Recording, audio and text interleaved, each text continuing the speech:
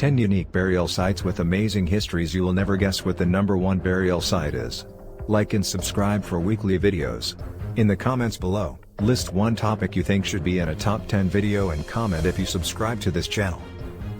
10. Plain of Jars. The mysterious plain of Jars in Laos has been of archaeological interest since its discovery, estimated to have been created around 3,000 years ago. In itself, it is unique, as we covered back in 2011 in our list of unique places around the world. At the time, the exact nature of why the jars existed was unknown, bar a few burials found in the jars. A little more digging, however, has revealed that the burials may not have been a one-off occurrence. A discovery in April 2016 revealed evidence that the pots were used in a specific burial practice, meaning the burials found earlier were related to the purpose of a plain of jars and weren't simply an isolated occurrence. These included the discoveries of a bone pit with a limestone block placed on top, bones found in special ceremonial vessels for burial, and a traditional grave. This leads archaeologists to confirm that the plain of jars was used for preparation and burial of the deceased. Speculation is that the jars were used to decompose the bodies until they were bones, at which point they could be buried. As it stands, however, it's still only speculation. Until more burial preparations can be unearthed, it's still early days to confirm or deny the pot's exact usage. One thing is sure, though, the plain of jars was designed to be the preparation spot for the deceased. 9. Wazane American Cemetery Plot. Wazane American Cemetery plots AD are standard enough. They're used to represent 6,000 American soldiers who died in World War I fighting in France. They're well maintained, easy to access, and a timeless honor for those who have passed. To those who visit the cemetery, it's easy to believe that plots AD are the only plots the cemetery holds. But there is another plot that's surrounded with overgrown shrubbery and not mentioned on the cemetery's website or map. The only way to access it is to walk through the cemetery superintendent's office, and even then, the door to it is usually locked. This is the fate of Plot E, a cemetery with 94 bodies of people executed for crimes committed around World War II, including rape, murder, and desertion. Each gravestone is a marker the shape and size of an index card, which is embedded in the grass with just a number to identify it. The people buried in Plot E are positioned so that their backs are turned away from the main cemetery site. No U.S. flag is allowed to fly over Plot E, either. Due to this, Plot E has been labeled an anti-memorial, which acts as a stark contrast to the honored dead in the other 4 plots. 8. Sutton Hoo Mound 1. At first glance, Sutton Hoo is nothing to write home about. The burial sites for Sutton Hoo appear as 18 bumps in the earth in the English countryside near Woodbridge. These mounds, however, are named Britain's very own Valley of the Kings as their 7th century AD royal burial mounds. Over time, especially in the Tudor times, these mounds were broken into and the treasures within looted, but 2 escaped unharmed, the 1st and the 18th mounds. Although each mound has its own interesting history, it's very lucky that Mound 1 survived the looting, as it contains the richest burial in all of Europe, with historians believing that it belonged to one King Raedwald. The burial chamber at the center of the mound contained Byzantine silverware, jewelry, a set for feasting, a purse containing 37 gold coins, 3 coin-based blanks to round up the coin total to 40, 2 gold ingots, and an iron helmet. The iron helmet became an iconic representation of Sutton Hoo, the unofficial face of the burial site. These treasures were donated to the British Museum. The stunning part is, those aren't all the tricks that King Raedwald kept under his posthumous sleeve. While no longer present, evidence points toward the fact that he was also buried with a 30-meter long, 90 feet, boat. Of course, after such a long time, the boat has been eroded by the acidic soil. But the boat left a fingerprint in the sand of the burial mound, so we know that it was once there. 7. Le Cimetière des Chiens. Le Cimetière des Chiens is a cemetery found in Asnières-sur-Seine, northwest of Paris. The name of this cemetery translates to the cemetery of dogs, and that's just what it is, a place of burial for some of man's departed best friends. Since its opening in 1899, the cemetery has become Le Cimetière des Chiens et autres animaux domestiques, the cemetery of dogs and other pets, expanding the range to other animals. This means that there are lots of cats buried there now, as well as a few horses. You'll even find a few exotic pets, such as a monkey. Although the graveyard has been around for over a century, the historical stories of the cemetery come from the graves themselves. As it was opened before both of the World Wars, the graveyard lends itself naturally to being the resting place of beloved service dogs that lost their lives during wartime. One grave is for Barry, who served as a trench dog in World War I. He is depicted on his gravestone as a dog with a child being carried on his back. The inscription reads, "He saved the lives of 40 people." He was killed by the 41st. According to the graveyard staff, the story behind Barry wasn't that the 41st person betrayed him. Barry carried 40 of the wounded from a battlefield and died of exhaustion after delivering the 41st, a child, to safety. The grave of another World War I service dog is marked with the initials LV and features a poem which starts with the following: "Here lies Dick, faithful companion in the trenches, who was always my only friend. He lived a model life and his leaving plunges me into sadness." 6. Savannah International Airport. Richard and Catherine Dotson's 17th century graves are a curious case. Although their burials were nothing too grand, they didn't become truly unique until 1980, long after they died. The land in Savannah in which Richard and Catherine were buried was originally granted to the couple by a king.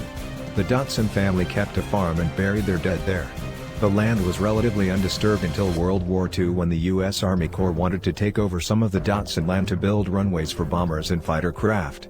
The modern Dotson family allowed the airstrip to be built with two conditions: the Army had to pay to move the family graveyard into Bonaventure Cemetery, and Richard and Catherine's graves had to stay on the land they were granted by royalty. The family's demands were met, and everyone except the original couple was moved. The airport grew into a commercial and military airport, and the original couple was left undisturbed until 1980, when the airport wanted to expand runway 10, where the couple's graves were in the way. Permission to move them was not granted, so the airport did the next best thing: they set the graves within the runway itself as a permanent addition to the airport. Since then, pilots landing at the runway have asked air traffic control if they really just passed a pair of graves on the runway. Some pilots even ask to use the runway with the graves so they can see them. 5. Kafze Cave. Discovered within a cave in Israel were the skeletons of 15 people, decorated with ochre and ochre-stained tools, which appeared to be a part of a sending-off process for the departed. Such a discovery usually wouldn't be too amazing. However, the real story behind this burial wasn't so much how the people were buried but when. The ochre presence in the caves was more than just decoration. It was an example of when people communicated thoughts through specific mediums and items, which was called symbolic thought. The 71 pieces of ochre were only found around the bones, representing the symbolism of the burial ritual. Although we have symbolism even today, symbolic thought is important because it was being used even before complicated language and mathematics were invented. It acted as a stepping stone of human evolution to the communication methods we have today. So if the ochre was being used before people were properly talking to one another, how old are these skeletons? Archaeologists believe that the people in Kafze Cave died approximately 100,000 years ago, making Kafze Cave the earliest example of a deliberate burial process for the dead. It is also proof that the concept of putting the dead to rest existed in Middle Paleolithic times. 4. Okanoan Cemetery, situated at Mount Koya in Japan, is a special graveyard in its own right, given how it's the biggest one in the country. If you're expecting simply rows and rows of traditional graves, however, you'll be pleasantly surprised if you pay a visit. Some of the gravestones are tailored to represent the professions of the people who died, taking the form of spaceships, cups, and even an insect grave. This last one was set up by an insecticide company with a dedication to all the tiny lives lost to their product. There is also a statue of the Jizo Bodhisattva, at which people throw water to pray for the newly departed. People are also challenged to lift the Miraku stone, which is in a small cage, with one hand. The purer the heart, the lighter the stone will be. While obviously an ancient graveyard, that's not the only historical story it has tucked away. One of its strongest ties with the past is the same reason why it is the most sacred spot in Japan. The 6th century mausoleum of Kobo Daishi acts as the resting place of the founder of Shingon Buddhism. We use the term resting place very literally here, as it's believed that Kobo Daishi never actually died. Within the mausoleum, which is forbidden for mortals to enter, Kobo Daishi waits in peace for the coming of the Buddha of the future. In support of Kobo Daishi's efforts, people leave food outside the mausoleum. 3. Chambered cairns. When discussing the idea of tombs, it's easy to imagine something along the lines of locking the dead away in a structure, never to be disturbed again. There are a few sites, however, where the place of burial also serves a religious or ritualistic purpose. These days, we can look to various cathedrals around the world that both house the dead and support the living in equal measure. This practice, however, was used back in Neolithic times with chambered cairns. You can find chambered cairns all over the UK, but you'll see the largest number of them around Orkney, Scotland. As far as appearances go, they're structured similar to a bunker or a trench, albeit their purpose wasn't to protect the living. Their designs fit into all sorts of classifications and have all kinds of names, but the two that are most prevalent are the Orkney Cromarty and the Maeshowe variations. Necropolises cairns featured a long corridor divided into stalls on either side with upright stone slabs along the walls, which act as crude partitions. The space between each slab acts as a stall, within which a bench was placed with the dead resting on top. Meisho didn't use stalls, instead using cells within the walls, which were laid out in one large room. Meisho variants were also a lot bigger, using larger stones in their construction, and were heralded as the Neolithic version of a cathedral. It's believed that the cairns were visited regularly by the community, as if the dead were just as much a part of the group as the living. There is also evidence that rituals took place that may have been attempts to talk to the spirits. 2 Greek revenant burials in a Greek necropolis in Sicily. 3,000 skeletons of the long-lost buried were found within. While a great finding by itself, 2 of the 3,000 burials puzzled archaeologists when they investigated back in the 1980s. When documenting each of the burials, the 2 were discovered to be pinned down using heavy rocks and stones. The rocks were large and covered the victim's feet and head. While strange, no more research took place on why these bodies were buried in such a way until recently.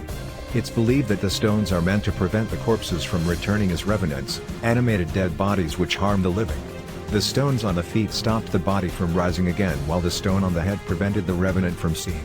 One of the 2 skeletons showed evidence of arrested growth in the teeth, implying some sort of malnutrition or illness. The other was a child who showed no signs of illness in life yet was still weighed down. This makes sense when you realize that strangers, illegitimate children, and those born with illnesses or abnormalities were believed to be likely candidates to rise from the dead as a revenant. As such, both bodies must have met the criteria and were pinned down to keep them from harming the living. One small river cemetery number 5 within the hot expanses of the desert of Xinjiang, China, archaeologists have discovered a burial site for approximately 200 people that was constructed around 4,000 years ago. Fortunately, given the heat and the dry air of the desert, the corpses are very well preserved, down to the very clothes they were buried in. What makes them interesting is that, due to the lack of decay, it's easy to identify the origin of the people buried here, and they're not Chinese. They appear to be Europeans, Siberians, and East and South Asians who were buried under boats. Within each boat were burial trinkets, such as masks and herbs. Each burial spot was marked with a 4-meter-tall, 13-feet, pole.